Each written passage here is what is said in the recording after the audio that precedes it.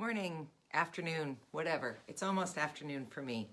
This is a funny lessons at sunrise time, but it's when I was prompted and inspired to do it. So I am spending today getting ready for the Personal Systems Disruption Weekend Retreat that I'm hosting in November. And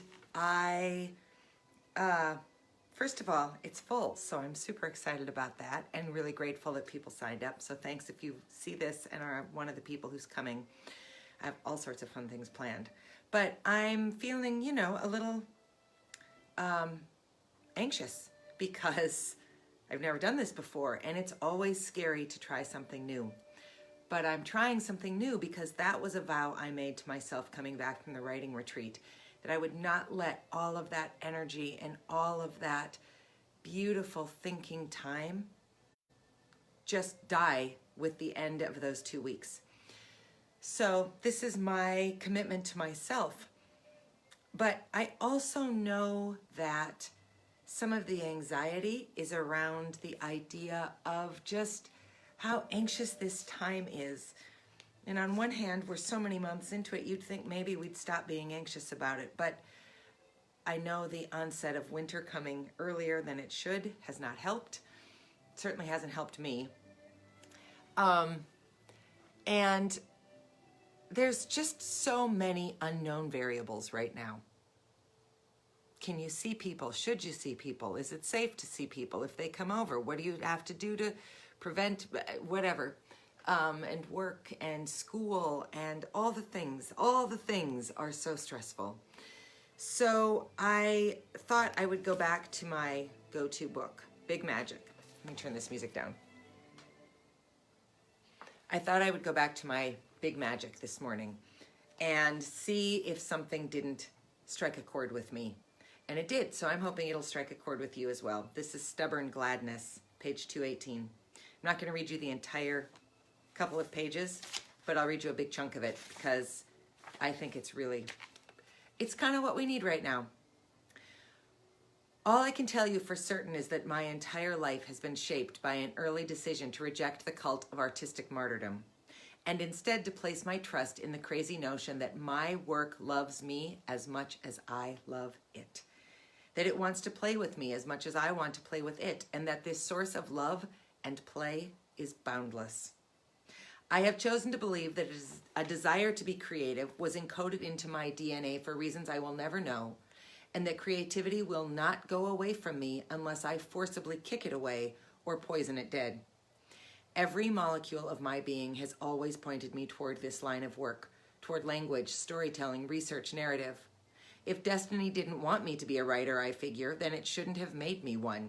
But it did make me one, and I've decided to meet that destiny with as much good cheer and as little drama as I can, because how I choose to handle myself as a writer is entirely my own choice.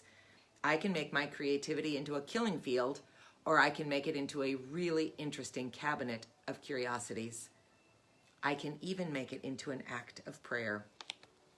My ultimate choice, then, is to always approach my work from a place of stubborn gladness.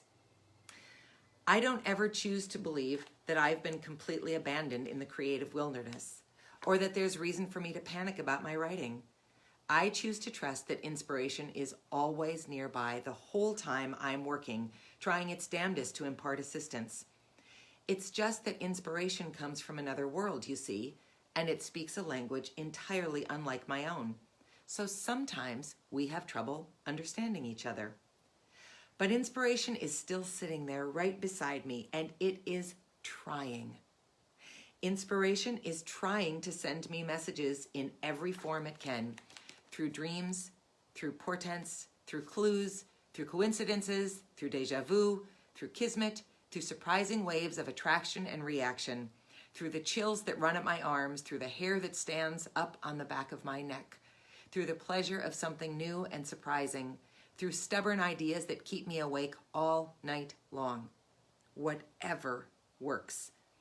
Inspiration is always trying to work with me. So I sit there and I work too.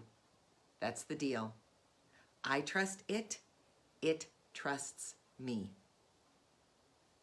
So, my question for you today to think about is, what do you need to approach with stubborn gladness?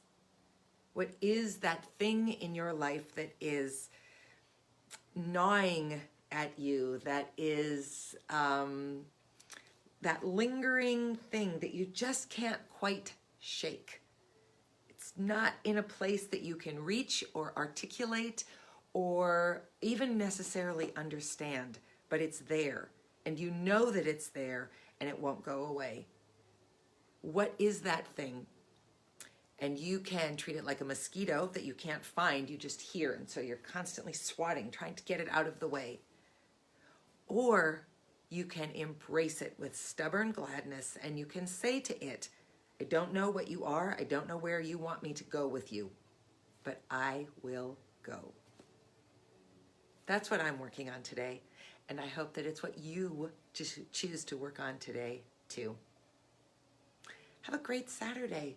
Yes, it's snowy out, and it's way too early for it to be snowing. And I know that it's snowing in Montana, and I know it snowed in Iowa, so it's not just Fargo snow. It's a lot of places got snow this week. But it's sunny, and it's beautiful. And if you're inside and you're looking out at it, it's got its own kind of magic.